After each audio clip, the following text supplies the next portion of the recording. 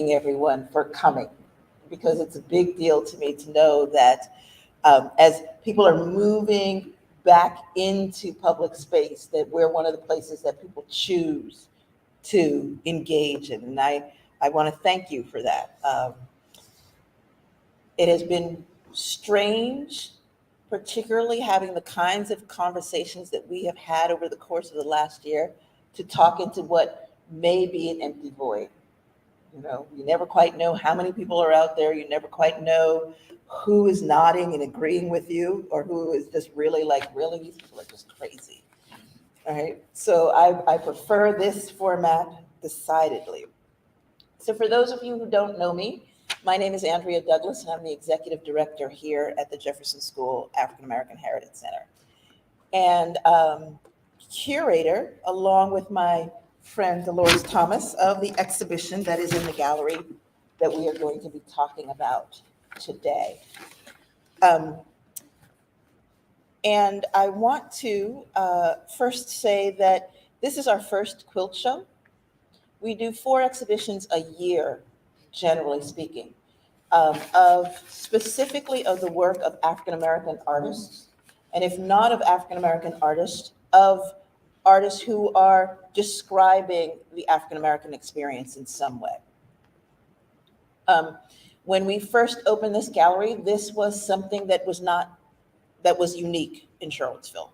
In that first year, I counted 125 exhibitions, and 4 of them were of what I just described. We've come a long way since then, but we remain adamant that we are interested in following single artists. We don't do many group shows. We want to see the sort of intellectual progress of a single artist. So even though this is our first quilt show, in 4 years, I will turn to Deloris and say, let me see what you got now. Right? Let me see what you're thinking. Let me see how that has developed. So in 4 years, hopefully all of you will be in the audience as well, and be able to hear if there are changes, if there are similarities, if there are things that Deloris is still considering as she is working through her process. So again, thank you for being here, and hopefully you'll maintain the journey with us as we get to that next event. So let me first introduce our artist today, Mrs. Deloris Jones Thomas. She's a native of Palmyra, Virginia, who currently resides in Newport News, Virginia. After retirement from the College of William and Mary, culminating with a career of 42 years of employment at state institutions of higher learning in Virginia, she's had time to further her passion to have women's voices heard.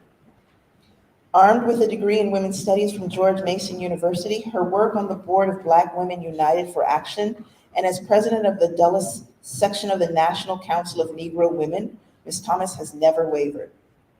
Some of her associations, and there are a long list, she's a very busy person, include the electoral board for the city of Newport News, the board of trustees for the Newport News Public Library, the Women's Club of Hilton Village, the Rotary Club of Newport News, Virginia Democratic Women's Caucus, and the Fine Arts Committee chair for the First Baptist Church in Hampton. In her remaining time, she travels, teaches, and spends time with family. She's got 2 beautiful great-grandchildren who I have come to know. And so, Deloris, welcome and thank you for being here with us. Thank you.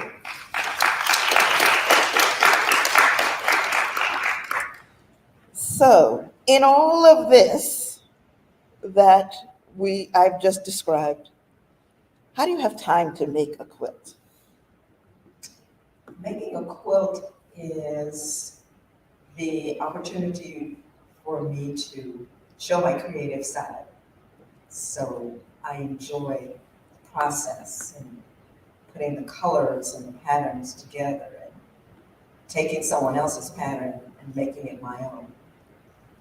And when we talked in putting together the show, you talked about this being not just a new process, but something that you have been doing through your life. Tell us about how you started making quilts and how those, and what are some of the sort of ideas behind the quilts that we have in the exhibition now?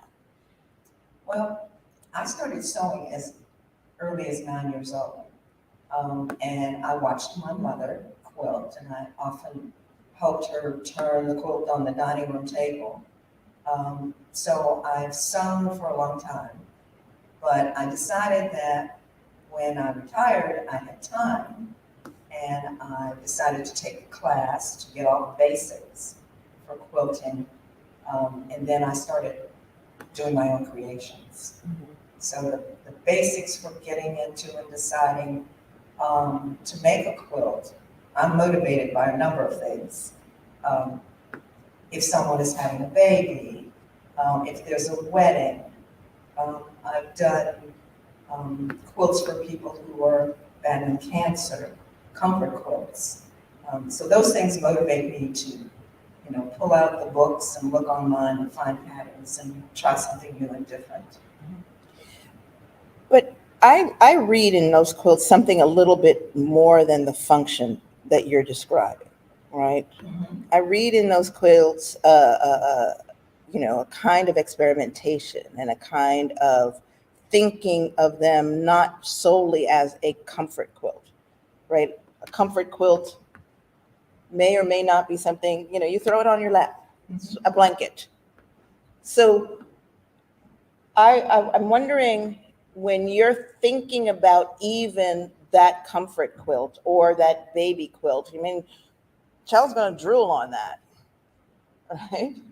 So you could make a quilt that's just, of a particular kind of character, a particular kind of texture, but somehow there is something in your quilts that are moving beyond that. So can we talk about the impetus in moving from the function to something else? And is there, or am I just reading it wrong? And you can say, Andrea, you don't know what you're talking about.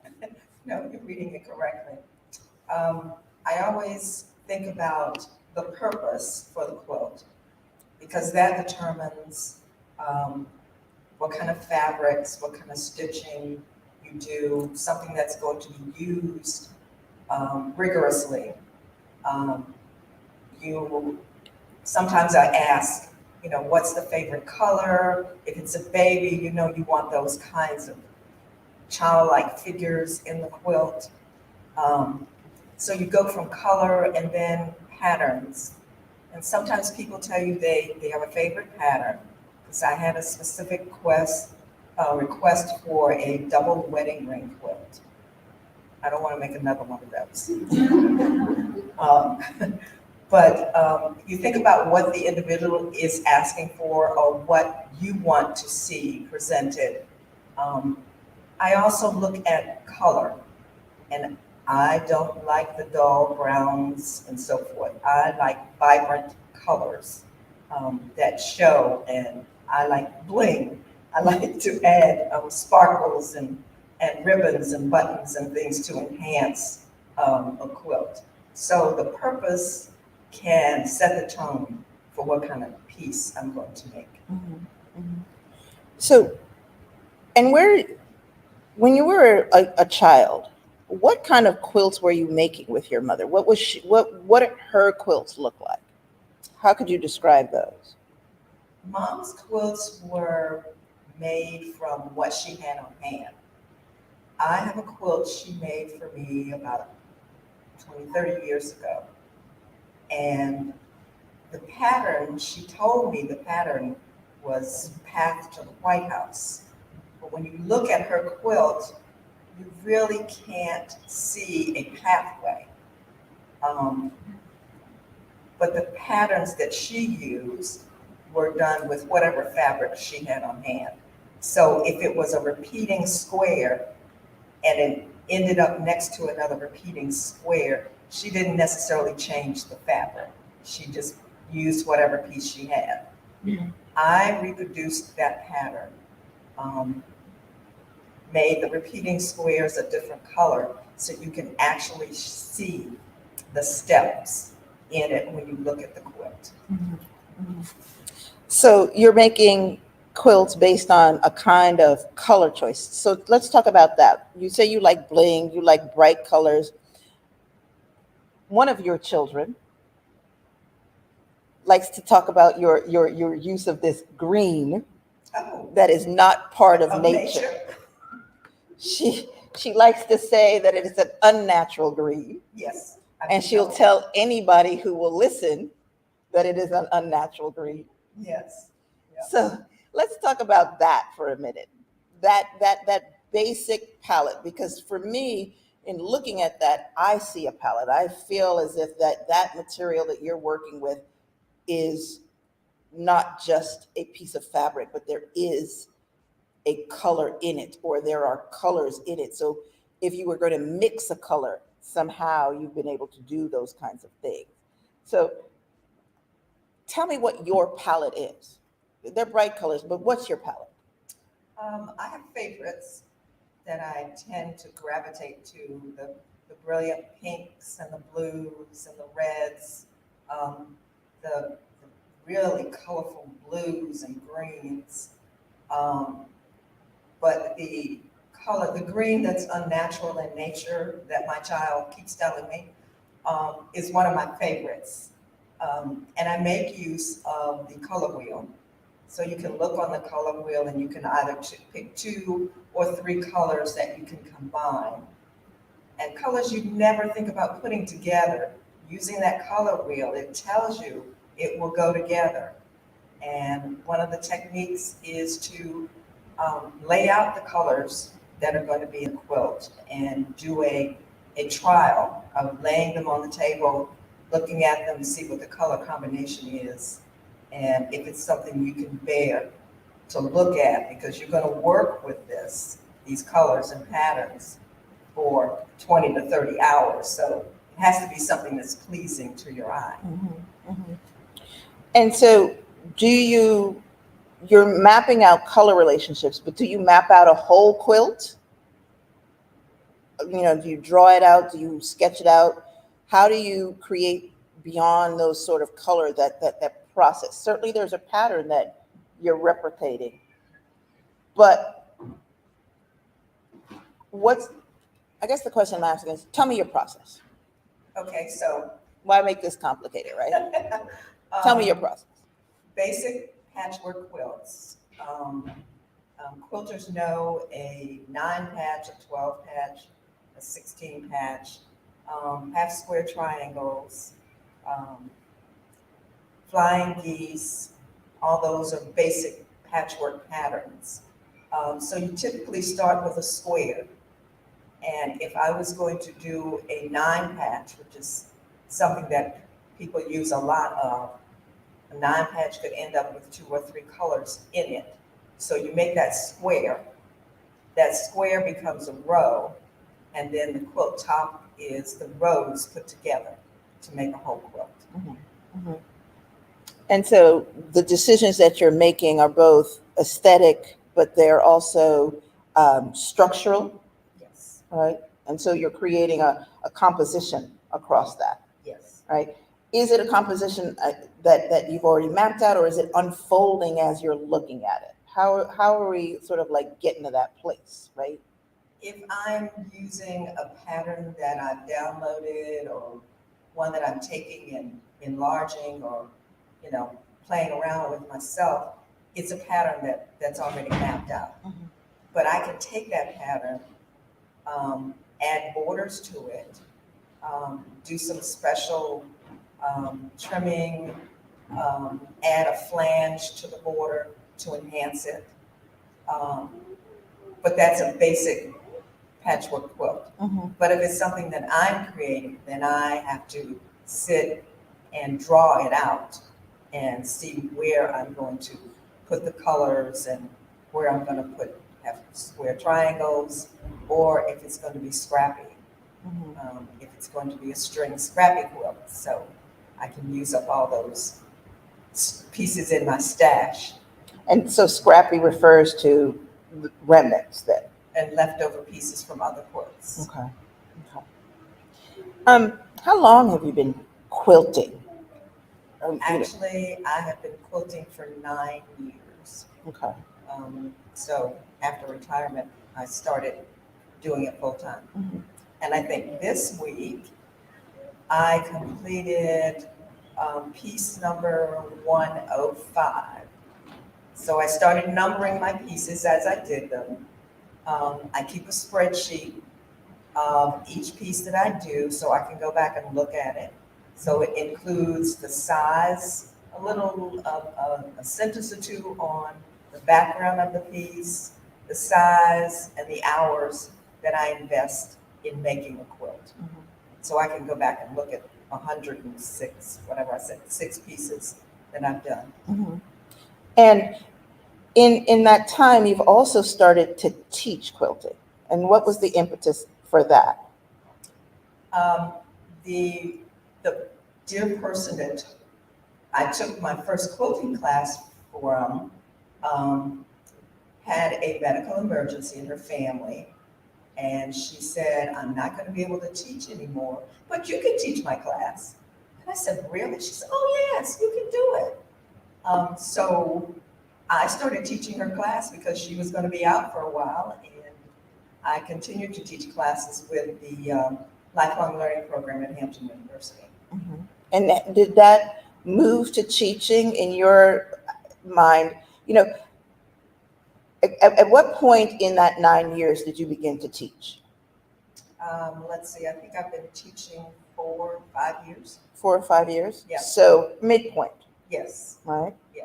So as you were thinking about, since you know the full lexica of all of that, you know that there's 106 quilts, right? So there must be a place where you can say, okay, this is pre-teaching and this is post-teaching. So as a person who's guiding other people, what are the quilts like pre-teaching, for instance? What was guiding you in those places? Pre-teaching, and I've taught the beginning class.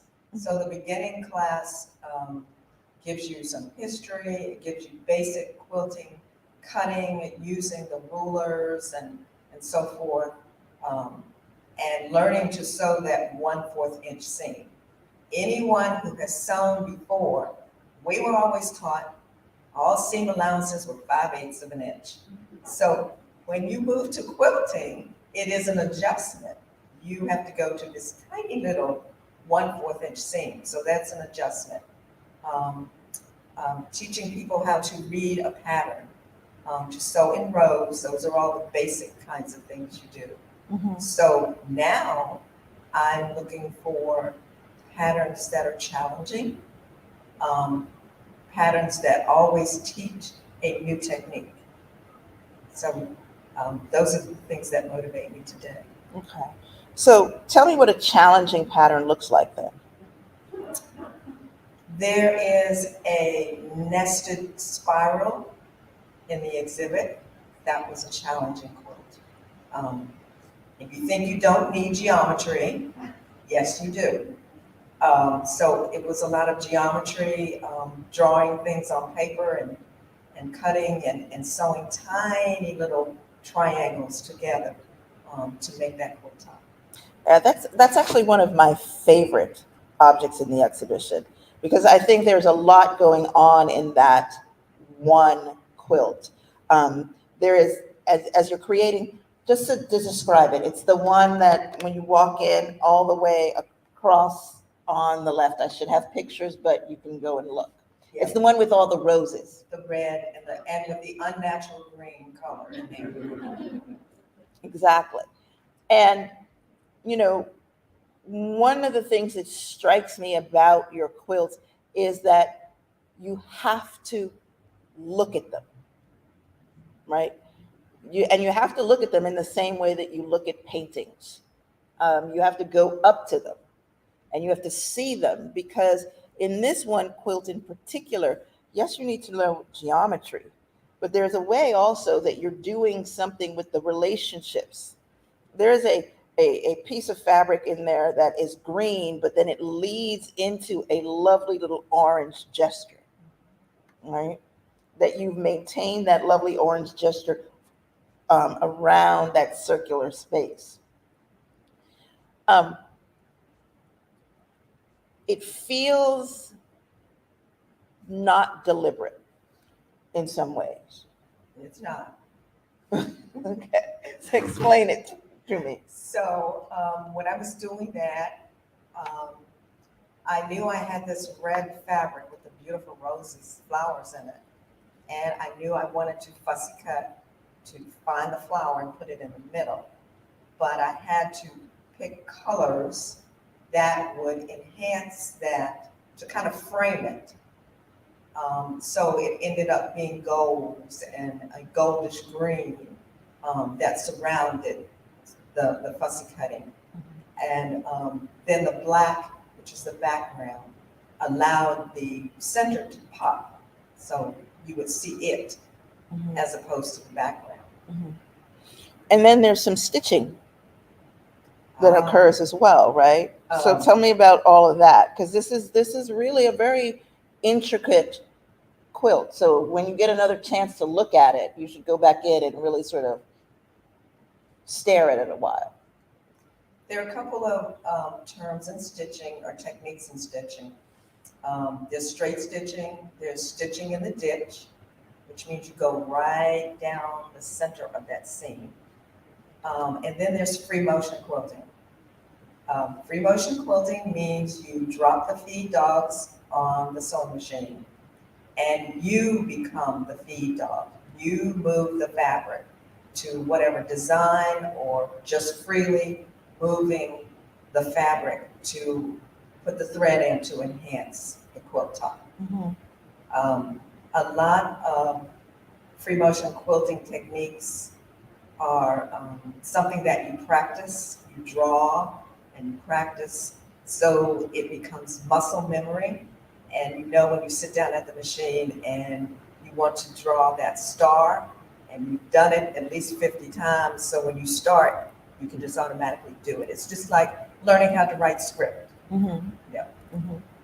And so there's a linear quality as well to the quilt, right? You see that I'm working this painting language in it, because I don't think that you can actually engage with these objects strictly for their function, right? I think you really need to see them as art quilts.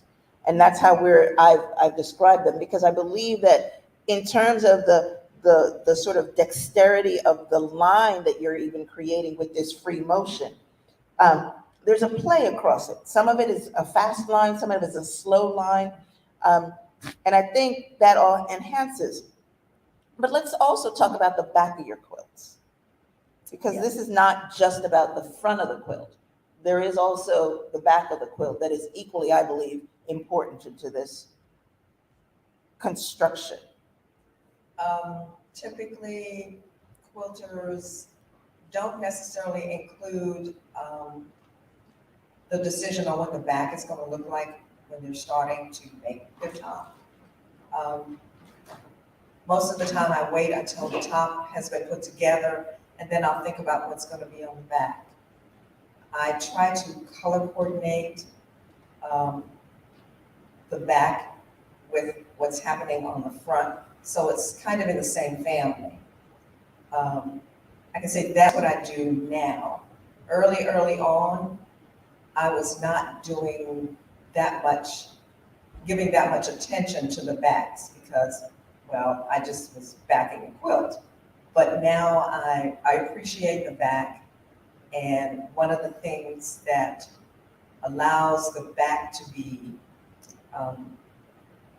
useful is that for stitching purposes, and this is a quilter's trick, that if the back is flowery and has lots of activity, if you make, I'm not going to say mistakes, but if you make creative decisions in your stitching, they don't show if your backing is colorful. So those stitches can be lost in the back. But it's a quilt like that spiral, though.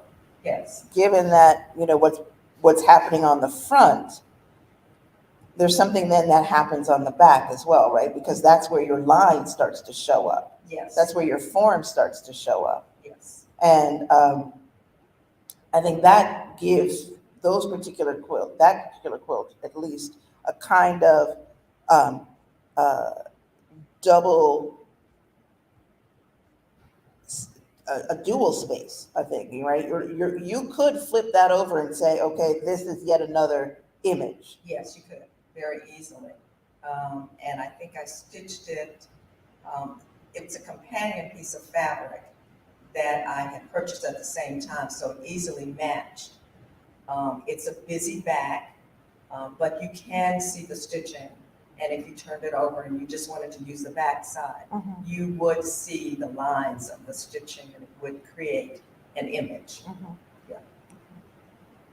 So in your mind, are you approaching your quilt making? Yes, we've said function. Yes, we've said that they are grounded in a kind of color scheme. Yes, we've said that the stitching does something. But you, as a person, when did you start to think, I'm an artist making an artist quilt?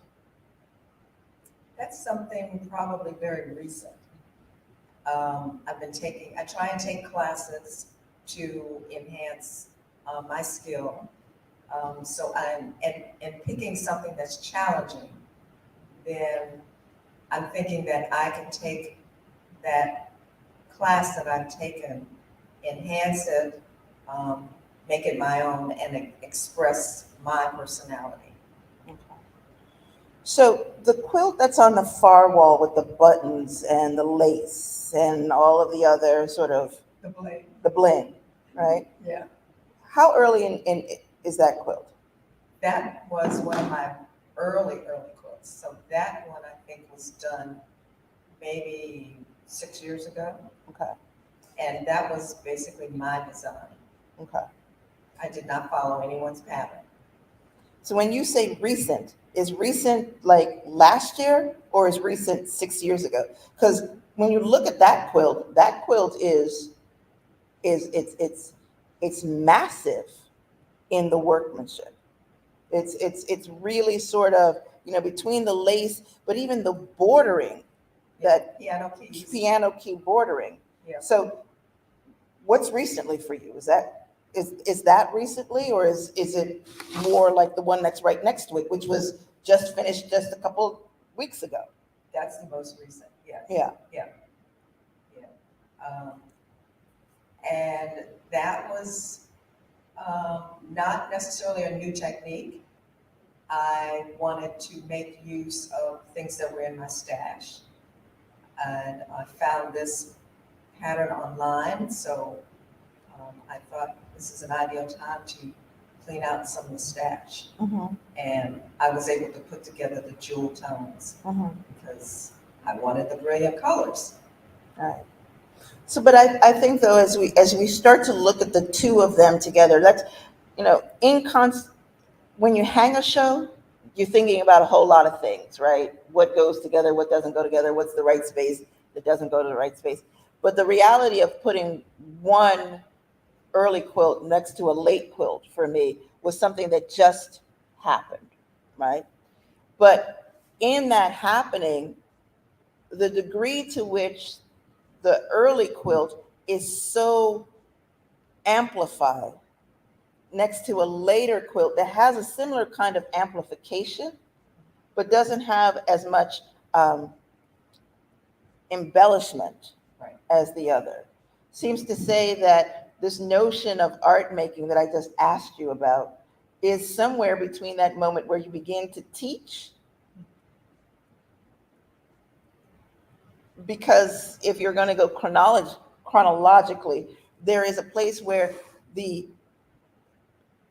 master becomes, or you become the teacher because you become the master. All right. Okay. And so asking the question about what came before those quilts to that moment where you start to teach. Did the bling exist before that quilt? The bling has always been there. You see where I'm driving though, right? Yes. I'm trying to sort of like have you sort of think about it, because it's 106 quilts. So if we think about that as half, there are 53 before that, and then 53 after that. So what are the 53, since I've asked you about the 53 before, what do the 53 after look like then? What are we playing with in the ideas, I guess? The ones that I'm playing with now that are on the table, that are in my head, that are. Or, again, from that moment of that early quilt, 2015, I think it's dated, right? I think so. Yep. So we're now in 2022, that's 7 years of progress. We're looking at quilts that fall within that time frame as well. 2019, 2020, 2021. There's a very interesting set of geometries that are going on there. So I'm just trying to understand are these conscious decisions? Are you saying, okay, I know I like bling, let me see how I play with that bling. Or I know that somehow my line all of a sudden has gotten complicated. That red and black tapestry, have you all looked at that red and black tapestry? Have you looked really close? The black and white. The black and white? Have you seen that free motion stitching? In the middle of the squares? Mm-hmm. Yeah. At that expansive size, right? That's what, 70 by 50 something? Mm-hmm. That's a pretty big piece of canvas. A painter going that big, that's a leap. That is an intellectual leap, even to be able to say, okay, I'm gonna go big now. So when I did that piece, actually that was a piece we did in class. And the center that you're referring to was just plain. And I knew that was a canvas. And I could use that plain vacant space in each square to do something creative. So I did some creative free motion quilting and a little fan-like that you will see the free motion quilting makes it pop in the middle. So that was an opportunity to build on the skill to improve my stitching. There is so much that can be done with thread and color, and actually use the thread to paint the picture that you really wanted to show. So those are the kinds of things I'm working on to improve my stitching, learn new techniques, piecing, those kinds of things. So you've recently started to go to a wall board. Yes. Is that what it's called? Design wall. A design wall. So she's got this big wall now that she's putting the pieces up on, right?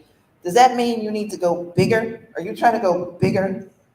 No, the design wall is, it's almost like batting, but it's hung on the hallway upstairs in my house. And it allows you to go from one square to rows of squares, so you can see what your quilt top is going to look like. I know people that lay their quilts out on the floor, they lay them out on the bed, but I have found that the design wall is far better because I can stick it on the wall, and if I don't like it, I can just pull it off and move it, stick it over someplace else, and rearrange the rows.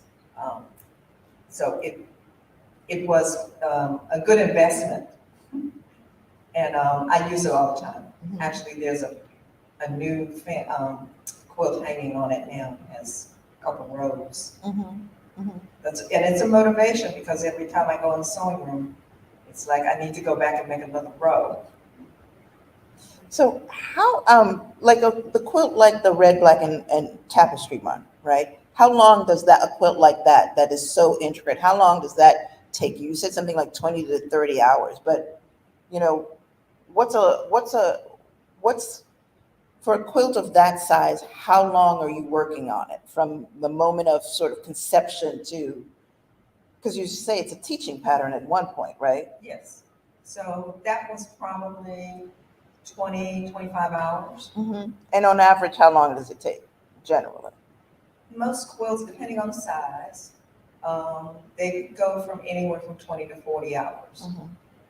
I've done something recently, the piece for the gym, which took 80 hours. So that was a lot of design, um, deciding on color and patterns and quilting and sewing. So I'm going to open it up because I feel like there might be some questions out there. Are there quilters out there? Question. Yeah. Dr. Douglas, you indicated in your questioning that concerning why we make this complicated, but I'm going to make it complicated. Okay. I'm going to deal with it from a psychological perspective. Dr. Thomas, you mentioned that your mother made a quilt 30 years ago and you have it, right? Yes. Now, there are psychological characteristics in that quilt that describes your mother and what she was like and what she designed it for to comfort her, thinking that she only she made the quilt for herself. Actually, she made it at my request. Okay, but was the quilt made for you or for her? For me. Okay, great. But I stay on top of your question. I'm wrong on it, y'all, so I'm gonna make a question real quick. Now, when she made that quilt for you, were you looking for psychological comfort in that quilt to identify with your personal characteristics? Historically, quilts were made for warmth.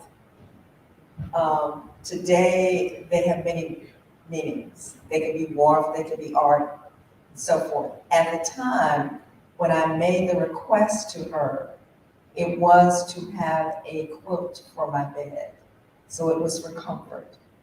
So she used what she had on hand, but she met the purpose for which I asked.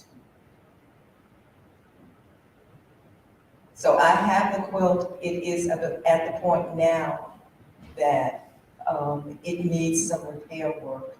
It needs new binding. Actually, she did not put a binding on it. What she did was she took the backing, and quilters will understand, she took the backing and rolled it to the front to finish the quilt.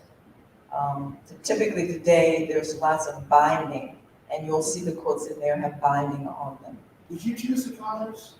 I did not. Okay. So people that choose the colors, are they looking for psychological characteristics in that color to identify within themselves? Yes, they are. The purpose, yes. I have had people, I did a baby quilt, and the woman told me how big she wanted it. She told me what color she wanted it, and she told me what kind of shapes she wanted in the quilt. So it was all to her request. So let me give you a little bit of other interesting facts. I just read some data on what the market for quilters is today. It is a $4.2 million enterprise. The people who are quilters typically are 40 years or more or retired. They have expendable incomes. The average household income for quilters today is $70,000. Wow. Most quilters, the serious quilters, have at least 4 sewing machines. Some are fortunate enough to have long arms. They have dedicated spaces for quilting. It's not just the dining room table when it's not being used for dinner. It is a room that has tables, machines, ironing board, all those things that go along with quilting. Do you do every aspect of your quilts by yourself? I mean, is there ever a quilting bee component for? There are 6 or 7 people in the class that I typically teach. So I'm frequently will snap something and send it to a couple of them and say, what do you think about the color combination? Or how does this look? In a recent survey that I did, it indicated that bees or quilting guilds are on the decline. A lot of that is due to COVID, with people going to the internet to do classes and do research. So the guilds and the bees are on the decline. There's a question. So it seems that you've been quite prolific. I don't know enough about coaching, but to produce 106 quilts in 9 years seems very prolific. And so I was wondering about the process, and there's a functional part of what we talked about, and now it's becoming art. So in making quilts and making them for a certain function as compared to making them with your own ideas about design, where did you know, or where did you claim, or where did I tell you that it was not just a function, but it was art? Did someone tell you that, or did you claim it yourself, or what was that process like? I think I claimed it. There are pieces that I have done recently that are art pieces, that are wall hangings, that end up there, 36 by 40. Those I consider art. And they take a lot of research. You have to do a lot of decision making on what you're doing, how much stitching and embellishing of the art pieces. And then, they're for a different purpose. How does the consumer come into play in terms of, what if you have an intention with the art piece, but the consumer is like, I'm gonna write. How do you feel about that? If your intention doesn't align with the person who uses it, or who takes it, the consumer. So that's a conversation. So the question is, what do you want to do with this piece? So we have to decide that before you do anything else. So the purpose leads you to the color and the pattern and so forth. So if you know that the person wants you to make an art piece, I had a request for a wall hanging for a Christmas tree. And I knew immediately that she wanted this to hang on her wall during the Christmas season. Whereas someone else says, I want a quilt for my bed. So it's a different function. Lisa, go ahead. I was just wondering how you like to shop for fabric, and do you buy fabric just for a specific quilt, or do you you see something you like and you keep it over time? Do you have favorite sources of fabric? Well, I have a stash. In my stash, there are bins. Andrea has seen my bins. There's a red, there's a blue, there's a green, there's a pink, there's a white, there's a black, and then there's a Malta. There's definitely fabric in a store that you just can't go home without taking it with you. I shop online. I shop at the festivals. So I do a number of different things, and there are times that I'm in the midst of doing something that I need that basic black and you need that basic white. So that means a trip to Joann's when you don't have time for Amazon to deliver. So yes, Amazon does fabric, but it's fabric.com, but it's good fabric. It's really good fabric. But you also learn when you're shopping for fabric, you don't buy the cheap stuff. Because if you make a quilt with the cheap stuff and you end up washing it and your quilt falls apart, you have wasted your money and your time. So don't buy cheap fabric. If the President of the United States were to approach you for a quilting project, or to have representation in the country, what would your immediate idea be?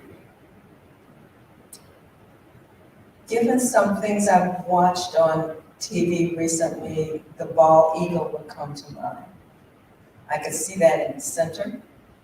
Not sure what would be around it, but it would have to be representative of culture and states. That would be my first thoughts.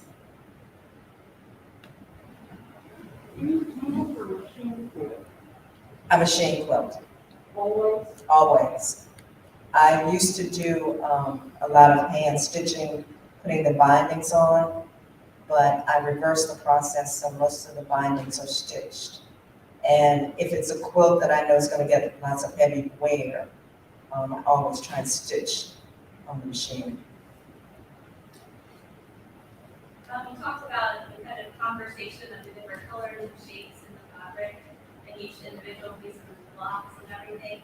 I'm curious, since each quilt you think probably very intimate with, how is it for you to see them in conversation, like whole pieces in conversation with each other, like in this space and we've had other shows and other gallery spaces? Do they like read differently to you? Do they remind you of anything, or like does the awareness come up when you see them in conversation? Well, this is my first exhibit. I hope of many. It is, I think about the very first quilt, and I go and look at that, and then I look at the one that I just finished and the one I'm working on. And I can see my growth. I can see how, what I have learned.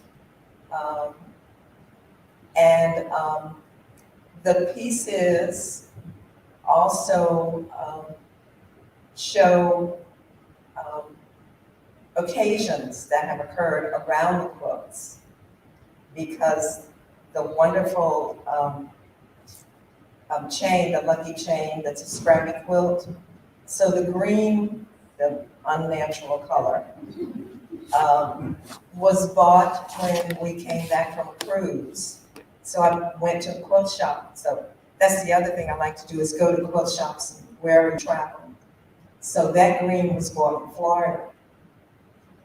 So you remember, you attach fond memories to fabrics and things like that. Yeah.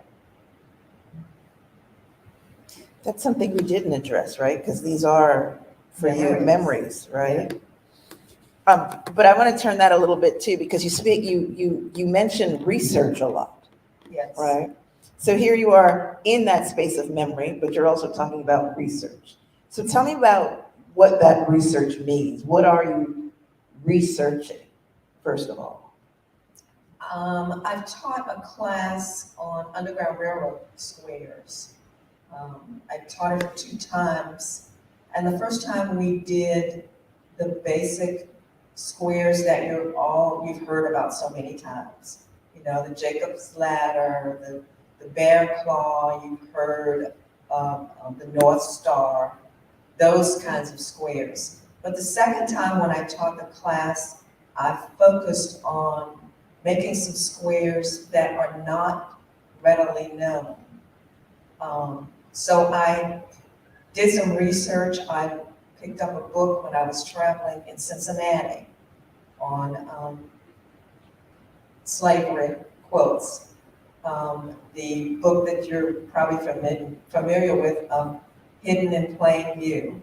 I refer to that quite a bit, and lots of internet research, just to think about the whole concept of the Underground Railroad quilts and what that means. Because there's 2 schools of thought, and one of those being that, yes, these quilts did serve as directional pieces for slaves. The other school of thought is that slaves didn't have anything to make quilts with. They were trying to survive. So how could they make quilts to use as directional pieces? And the other school, the school of thought is that the quilts that were made during that period were the quilts that the slaves made for their masters. And that can be documented in the accounts of the slaveholders. It says, you know, Sally made a quilt for Miss so-and-so. So that is documentation about the process. So doing research on the origin and the background, and it also adds to, you know, to what you're doing, the appreciation of how quilts were made. Any more questions? Can you speak more to the use of quilts as directional means? Can you speak more to how quilts were used as directional means in the Underground Railroad? In my research, I discovered that they may have been used as directional, but they could also be used, they serve as an opportunity to tell the story. If they were not in fact used as directional pieces, they allow us to tell the story that slaves were able to follow this route to get to freedom. That's what I discovered in my research. And that's, one of them is the Drunkard's Path, right? That's one of the Underground Yes. Railroad. Yeah, that's a Quilts. typical Mhm. Underground Railroad Yeah. story. Additional question?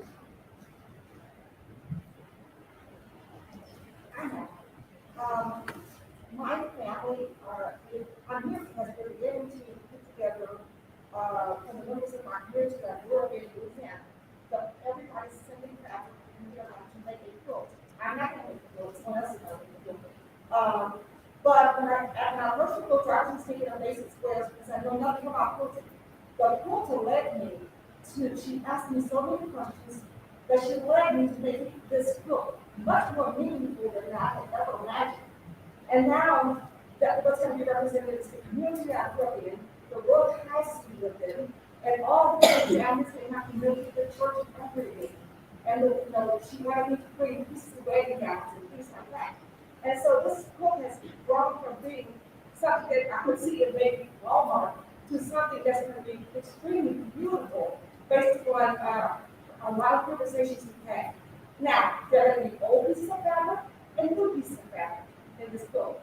I'm asking, do you have any suggestions for such a project that you're undertaking?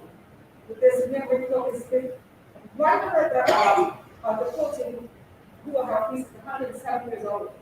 And then you're gonna have, you know, fabric to represent the newest baby. So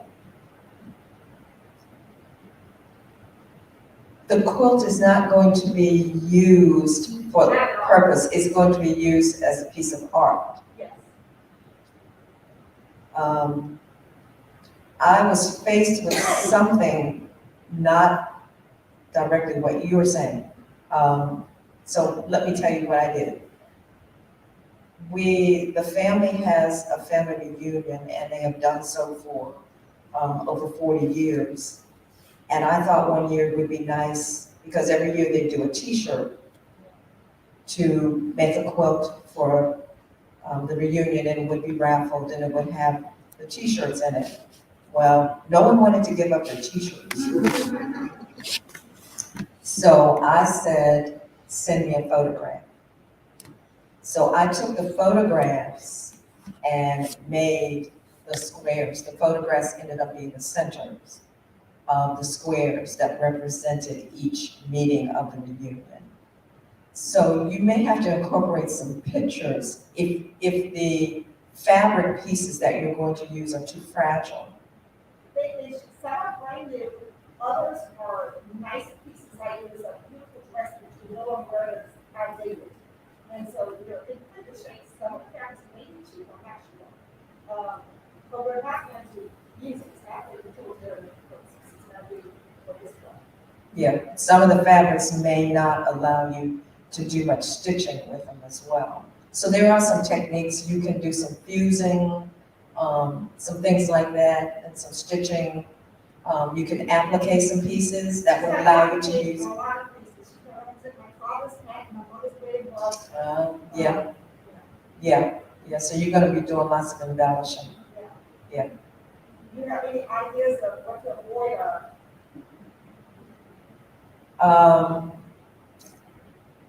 That's gonna be, that would take a little bit of sitting down and looking at everything that you have. And then decide what exactly you're gonna do with those pieces.